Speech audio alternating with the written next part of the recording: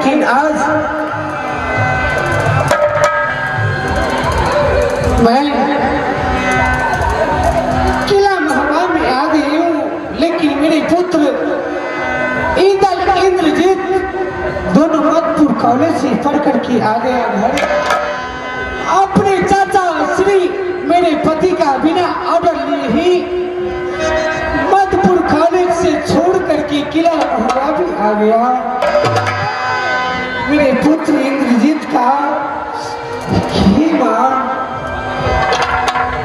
मैं अपने बड़े भाई के साथ गेंद खेलने के लिए जा रहा हूँ, मुझे ऑर्डर दो मां। मैं अपने पुत्र को मना करती रही कि मेरे लाल,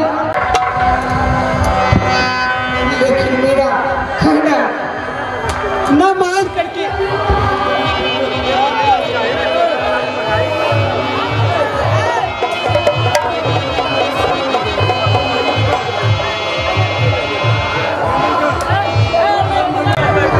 मेरे पुत्र, मेरे लाल, मेरे एकलौता पुत्र इंद्रजीत को न जाने क्या हो गया, अपने दोनों भाई के साथ गेंद खेलने के लिए गया। अचानक मेरे पुत्र को क्या हो गया कि मेरे पतिदेव मेरे पुत्र को डाल के हाथों मेरे पुत्र को भेज दिया।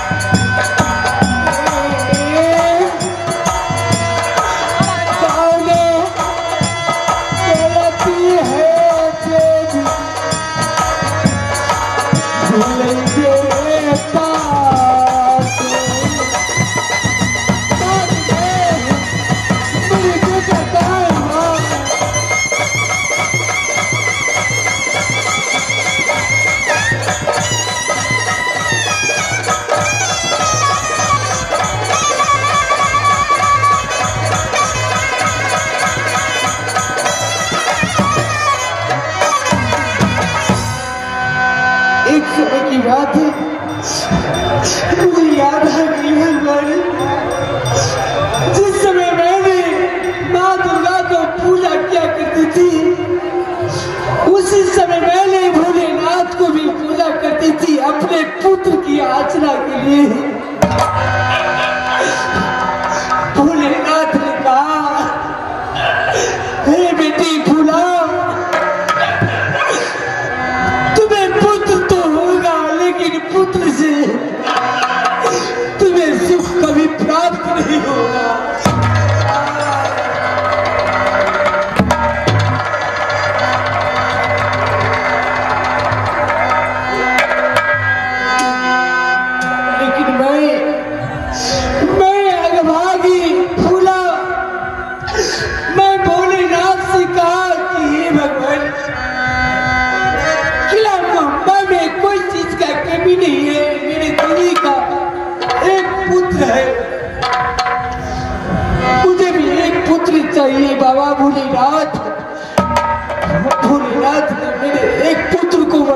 किया और कहा, बेटी जब तक तुम्हारा पुत्र तुम्हारे साथ रहेगी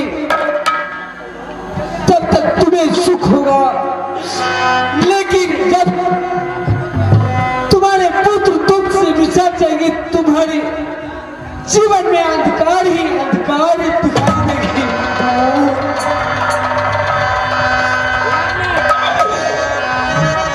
भैया सुना है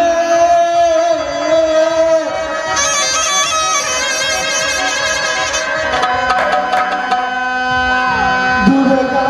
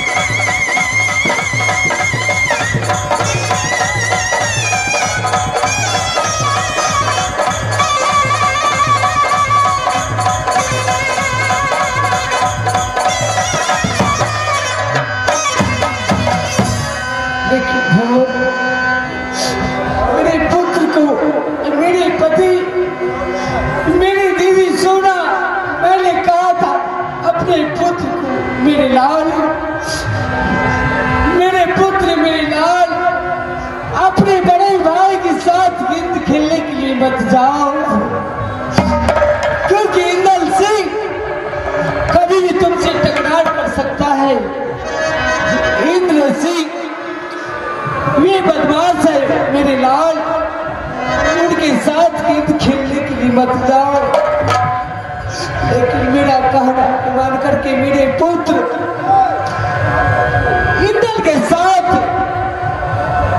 गेंद खेलने के लिए चला गया। मैं तो जानती थी कि मेरी दीदी सोना नहीं लेकिन नागिन है, जिनके गले पड़ती है उन्हें जान लेकर ही वापस आती है मेरी दीदी सोना। मैं कहाँ जाऊं, मेरे पति भी मुंह से मुंह मोड़िए। मैया सोना है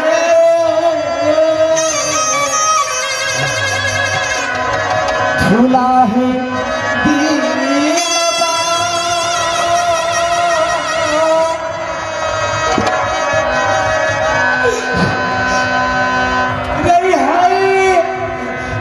सहारा